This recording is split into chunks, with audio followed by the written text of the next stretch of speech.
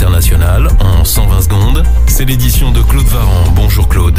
Bonjour à tous. Semaine chargée côté justice. Le procès à Los Angeles d'Harvey Weinstein pour viol et agression sexuelle commence. L'ancien producteur purge déjà une peine de 23 ans de prison ferme.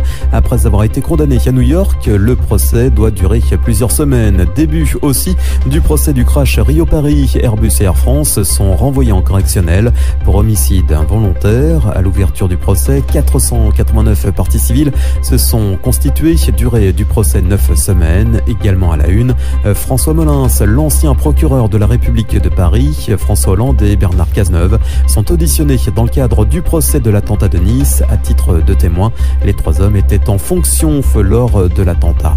Échange de bons procédés. La France entame sa livraison de gaz en direction de l'Allemagne. Aujourd'hui, dans le cadre du deal de solidarité européen, en échange, l'Allemagne s'engage à fournir de l'électricité à l'Hexagone pendant l'hiver en cas de besoin. 30% des stations-service ont un problème sur au moins un carburant. L'approvisionnement en carburant de nombreuses stations essence est perturbé par un conflit social. Total Énergie a prononcé d'avancer ses négociations annuelles sur les salaires ce mois-ci, en échange que les blocages prennent fin dans les raffineries et les dépôts. Vladimir Poutine réunit son conseil de sécurité, un format rassemblant les principaux ministres, les responsables politiques et les représentants des services de sécurité et de l'armée. Une réunion 2 jours après l'explosion ayant endommagé le pont de Crimée, une infrastructure clé pour la Russie.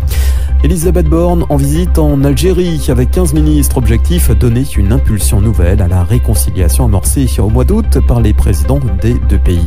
Et puis, le ministre de l'Intérieur, Gérald Darmanin, défend sa réforme de la police judiciaire. Il la présente comme courageuse, indispensable et difficile.